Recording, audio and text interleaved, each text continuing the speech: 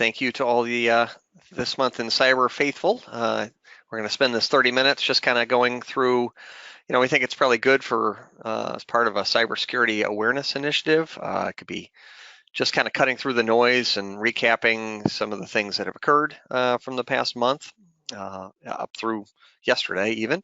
And then I think sometimes we present some innovative solutions to plaguing problems for organizations. But I think this is our 61st or 62nd episode of This Month in Cyber.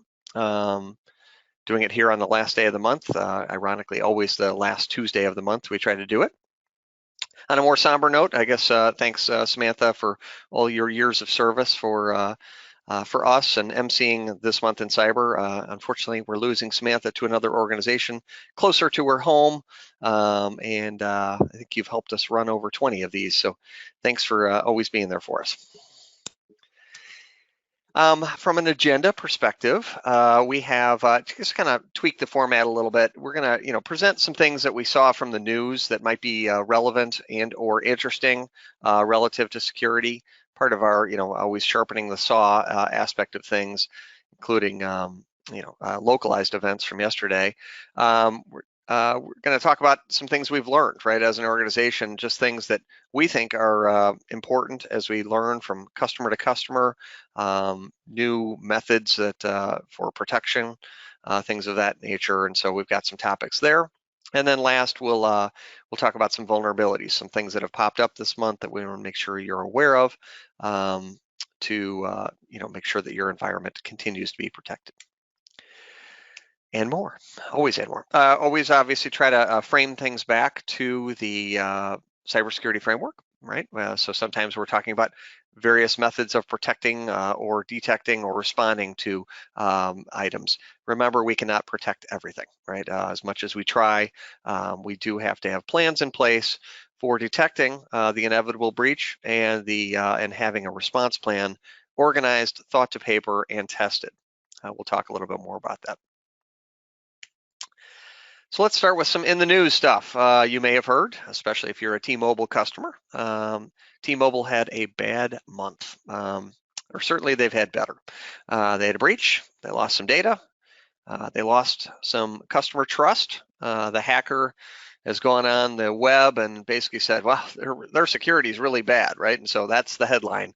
The T-Mobile CEO has come out and had some statements. The stock price has declined quite a bit, and in fact, the T-Mobile CEO wrote a letter. He penned a letter about, because they've really had 4 attacks in the last 4 years that have been pretty significant. This last one involved at least 40 million prospective customers, 13 million current customers, and a whole bunch of other people through credit lines.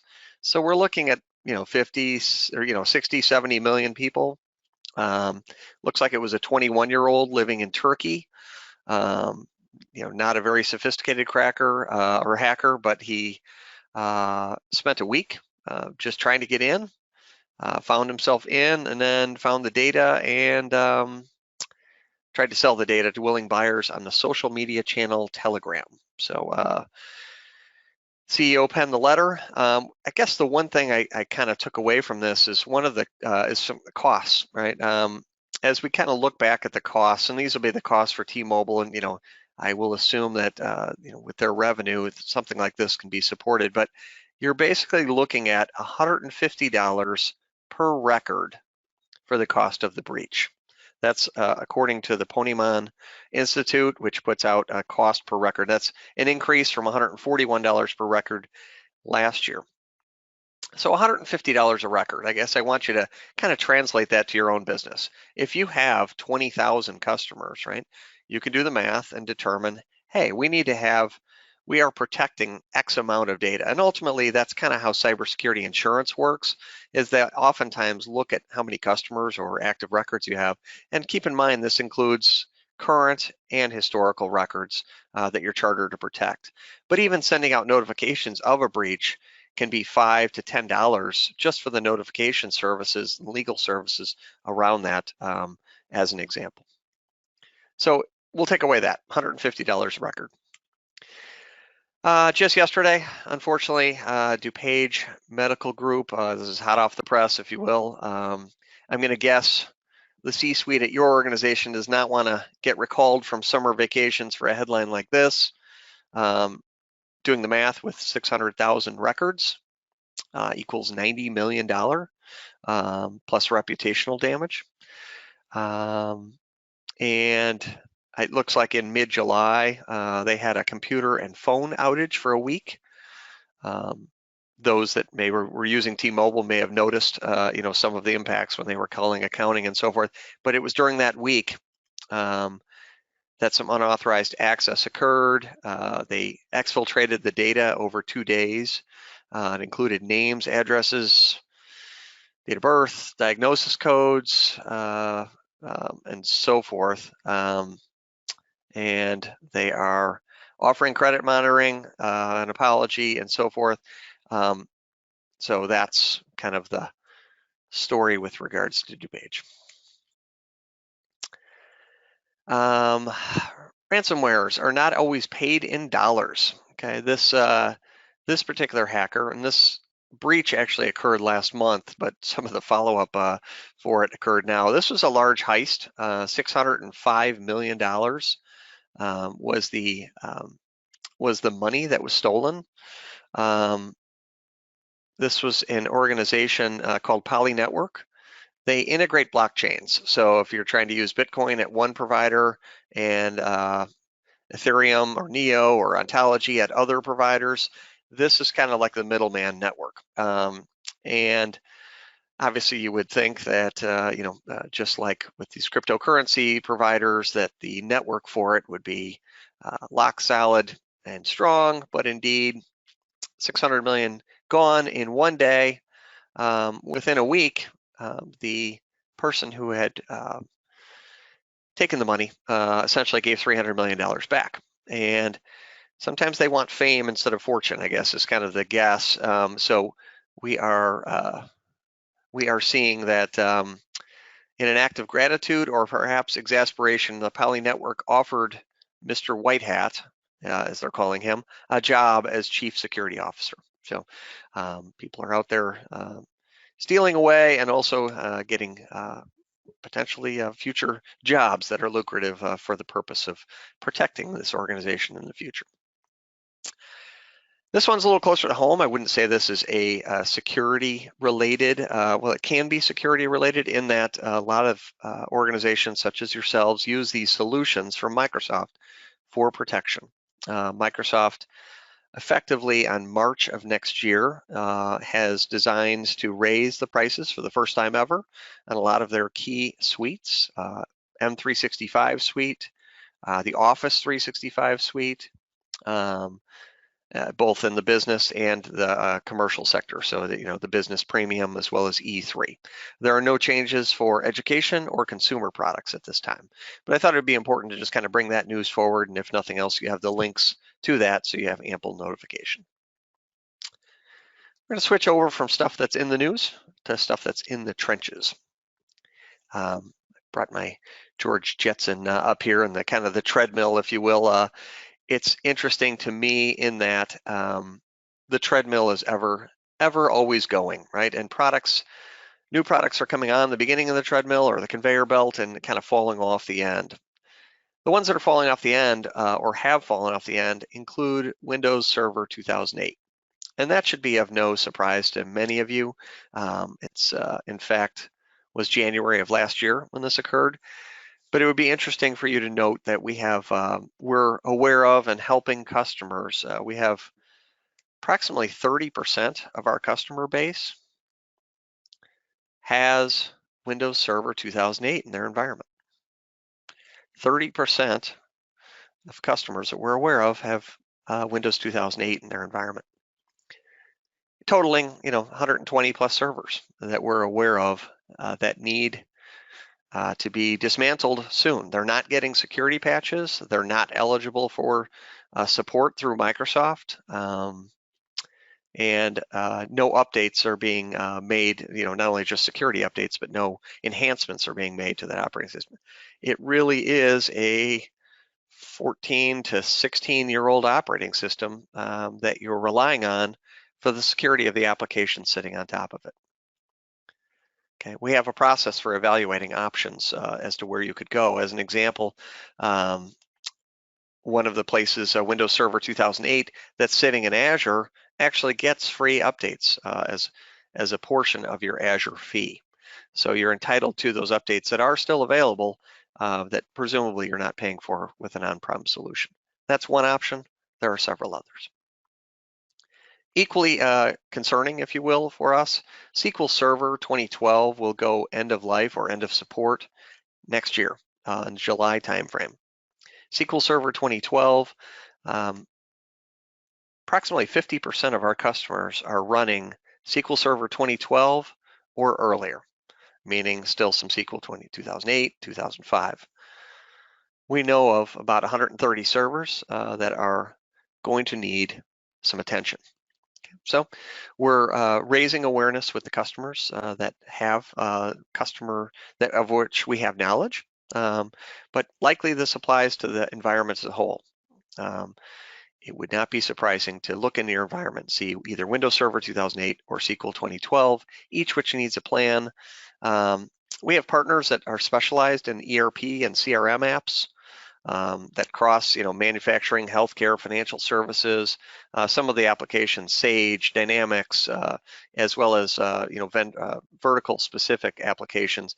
So we can help from that perspective and get you aligned with a partner that can help you get that application updated. It might not be the most fun routine. It's kind of like root canals. You don't want them sometimes, but oftentimes it's necessary to provide the protection you need, especially for key systems like that. Just this past week or two, we've had several events at several of our customers that were around their ERP and CRM systems. So it's important to keep the operating system and database quality up to where it can be patched. All right, additional from the trenches. We have every organization should be very concerned about keeping their backups air-gapped. We've harped on this for a number of months at this point. Ransomware providers, really the first thing they're going after is your backups, and more importantly, your inability to restore. And the only way you can kind of ensure that is to air gap your backups, meaning keep a copy offline. Your method for doing that, there are a number of different methods. We kind of beyond the scope of our conversation here, but one of the ways that our customers are enjoying air gapping is via Exagrid. Exagrid has a very great solution called a retention time lock for ransomware recovery. Long acronym for basically making it look like, yeah, you're deleting the data when in fact you're not deleting the data. So if you're a hacker, you are putting in commands to delete it, but really it's immutable data for a time period that you decide. And that immutability is great when it's configured correctly. And one of the things I wanted to bring to the attention for those that have Exagrid or are considering it, we have there are 3 things we would like you to do in order to make sure that Exagrid is properly configured. A, we need MFA set up not only on the admin accounts, but also on the security accounts. There's some compliance accounts that have equal access to data. So MFA on those accounts is very important. There's a security checklist that's online. We want to make sure that you go through that security checklist and get to a green status for all of them, and then make sure your time lock is set up to 10 days. We have seen some situations where MFA was not set up on security accounts or on admin accounts, and external people were able to get in, modify those accounts, modify time locks, and kind of neuter the capability of Exagrid to have ransomware recovery. So just kind of want to put the highlight out there that for those that may own the technology or are considering it. We also, had this goes back maybe 2 months, and you may recall it but we had a customer that was hit by ransomware, and they had a script, they had an Exagrid solution. A script had been there to delete the backups, right? Or at least a request for about 20 terabytes of data to be wiped. Now that data was not wiped, it was because it was time locked, but that's exact evidence that backups are the area where people are going after. All right, some additional from the trenches. This is a recurring theme, but again, continues to come up, and that is the topic of cybersecurity insurance. The facts on the street are the following. Insurance premiums are going up dramatically, 50, 60, 70%, okay? This is a outcry from the ransomware and the impact that ransomware has been having on the industry. It's the fact that insurance providers are no longer wanting to do payouts just willy-nilly. They'd like to know that you have some security protections in place. They also are asking a lot of questions, right? A lot of questionnaires and self-assessments going out. So effectively, we've looked across, we've worked with a lot of cybersecurity insurance providers and brokers. We've looked across their questionnaires, and these are the things that they're mandating, okay? You have to have the 5 things in place. They're going to ask you very specifically about your programs for MFA and for security awareness.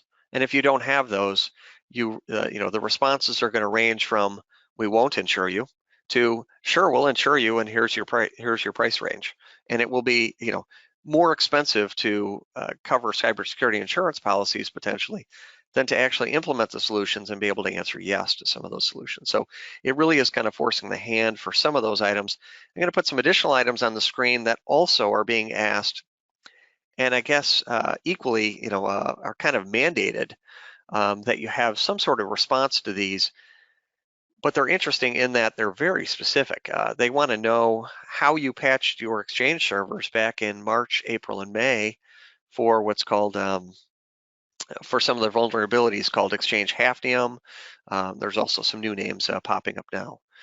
They want to know how you're managing your vendors. Do you have inventory? Things of that nature. So all of these are just out there to let you know that cybersecurity insurance is real. It's oftentimes not experienced necessarily by the IT department, but by the financial side that's protecting operational risk for the business.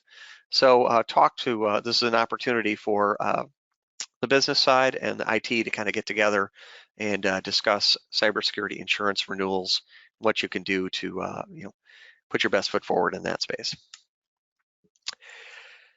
Incident response plans kind of follow on from that. So one of the things that cybersecurity insurance is asking is that you have an incident response plan, and they want to see it detailed. They want to see it very specific to incidents. They want to know that stakeholders are laid out, that a plan is put to paper, and that you've tested it.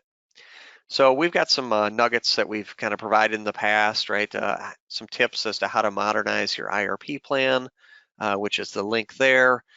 But the tabletop testing is also a kind of a turnkey service for us where we can actually take your incident response plan, A, you know, provide some feedback on it, and B, put you through some scenarios that allow you and your stakeholders in your organization to kind of walk through how you would respond using your incident response plan, which is right in front of you, looking for gaps in plans or discussing approaches and impacts for some of the things that might occur in a tabletop test. So we're very accustomed to facilitating that. That's kind of a one-day effort, if you will, with a write-up of improvements and outcomes from that event.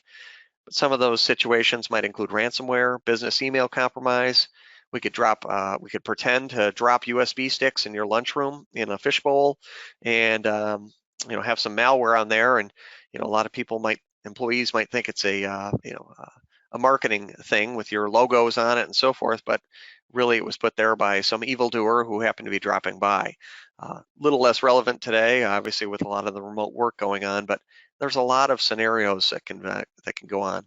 Phishing emails gone bad and so forth. In fact, there's so many scenarios. You want to choose the most relevant one. One of the links I gave you there has, you know, this is just a beginning of the number of scenarios that could be come up with. I think this page goes on 2 or 3 more pages, but I won't bore you with the nauseum of all those scenarios. But there's some really interesting scenarios. We're like, wow, I wonder how we'd respond to that. So again, this idea of tabletop testing is really important and really speaks again to not how you're going to protect the organization, but now that things are going on and things are detecting, you know, how are you going to respond? and more importantly, recover from this event. The idea of detection, though, as I kind of breach into my next stories here, the idea of detection is really, really important. And let me give you 2 examples how this is important. I've got a company story and a personal story. I'm going to start with, I guess, the personal story, and in terms of my wife and I. So my wife and I think it was last weekend, something of that nature. I got an email. During COVID, I think we had leveraged Instacart. This goes back, March maybe of last year. We were using more deliveries than in-persons at that time, and I think I had logged into Instacart and put my credit card in on the Instacart account. Okay, it could be mistake 1. Some people save it there. I guess my intention was to continue using Instacart with a high degree. This was under my login. The other thing was my login and password was, of a good sufficient length. It was not, I'm pretty good at password management, but created something that I thought wouldn't be used. I did not use my password manager at that time, but it was a very good long password. I'll call that mistake number 2. Left my credit card on there and probably didn't use a 30-character password. I did look for MFA options on Instacart, and they don't have any. So anyway, I'll move on to the detection portion of this. I get an email, kind of looks like the bottom one there. Your Instacart phone number has been changed. I thought to myself, Instacart? I think I remember having an account maybe a year ago, but haven't used that. I'm sure that's just phishing. Then a few minutes later, I get your target order is confirmed for August 24th. I'm like, that's either a really well done phishing email or something might be happening. Notify my wife. We go in, and from a detection perspective, it's 12:51, and by 12:52, we're already looking around at Instacart accounts, stopping the account, logging in, calling credit cards, and filing with the Instacart fraud. You can see by 12:50, by 1:01, there were additional orders going in. So effectively, they cracked in, they had a password, they had shoppers out in stores finding items, and they were going to get delivered to fake addresses, and notifications was going to a different phone number. The only reason we caught this is because we were diligent. We had a good detection and kind of saw this happening kind of real time. Stopped it, and by 1:15, the situation was averted. Instacart account is deleted, all charges reversed, shoppers stopped. But that's kind of what it meant for me personally. And so good detection, you can see, led to a good response and a quick response that minimized the impact. Let me tell you about a customer account. Recently, a customer unfortunately had an RDP port that was open on their Azure server. Exposed to the internet. Okay. Ironically, that's a service that we typically detect for our customers that are on our service. RDP ports open to the internet are not good news. Secondly, they had an admin account that had a weak password. Organizations would never do that, right? We advise customers to have MFA on all admin accounts, but indeed, there are cases where you might not have that. They had 4 servers in Azure. 2 were file servers, 2 domain controllers. File server started getting encrypted. Client noticed, and they called us. Okay. Quite simply, just something's acting squirrely on the server. We reacted, saw the RDP port open from an IP in Russia, closed the IP, looked to see what the users were doing, disconnected them, started the cleanup. They were actually starting to delete the backups. Okay. As I mentioned, that's kind of the first thing they do. This is minutes after they got in. They had a scheduled task to delete the backups, but we stopped that after feeling confident that we were in a situation. The customer, more importantly, did not feel the need to involve their cybersecurity insurance and go through other incidents. We began the cleanup and recovery process. Had to rebuild 2 servers, down for about a day, probably cost $4,000, $5,000, but could have been a much, much larger event. So quick detection has meaning. What am I doing for time? All right, got 4 minutes. Perfect. Some vulnerabilities have popped up this month. I've got 3 or 4 of them. Go through them relatively quickly because these might be impactful to you depending on whether you have the devices or not. Cisco small business routers are end of life, and oftentimes that means no patches. In this particular case, Cisco has said, if you have those routers, we're not going to build a patch for you, okay? The vulnerability means you have to replace that device and you probably have been compromised. And there's nothing they're going to do about it, right? It's you kept something end of life in production, and those basically they have a vulnerability. Right now, you should be implementing your incident response plan and pulling those routers out and trying to determine what other impact they may have had in your environment if indeed they've crossed that surface. Serious SAM is something that has been brought up in recent months, but is rearing its head again. I think it came up in April, and basically they had some workarounds for it. But now, even with the full patching that occurred on August 12th, so if you're up to date on patching with August 12th, you're not done. Serious SAM also impacted all of your volume shadow copies. So if you happen to have volume shadow copies turned on, by the way, this is impactful to Windows 10 version 1809 or earlier, and Windows Server 2019 or earlier. So basically all servers and most Windows 10 desktops, even with patching from August 12th, still have to be concerned about volume shadow copies if you have them turned on. So the link is there, just raising some awareness on serious SAM vulnerability that continues. We're also seeing some targeting of proxy shell. This is the Exchange Hafnium breach from March, April timeframe. In May, with May and July, May, June, and July updates really kind of knocked the vulnerability issues out of the park, we thought. However, Microsoft has stated, or the trade rags are basically stating that additional targeting is occurring on those Exchange servers, and this includes hybrid servers that are connected to the web. We are still looking at this, and this is all recent guidance, as you can see in August 25th. But in general, we're finding that if you had patched and are up to date on your cumulative updates, you should be in a good status. But there are claims that some Exchange servers are still getting targeted from improper patching from May, June, and July timeframes. So lots of vulnerabilities out there, lots of stories, and lots of newsworthy items that I think might be impactful for you. We'll continue to hammer on those in our This Month in Cyber, which is on the last Tuesday of each month. This Month in Teams is our third Tuesday of each month. And we have a special webinar that we're doing with CMMC, which will be relevant for the manufacturer.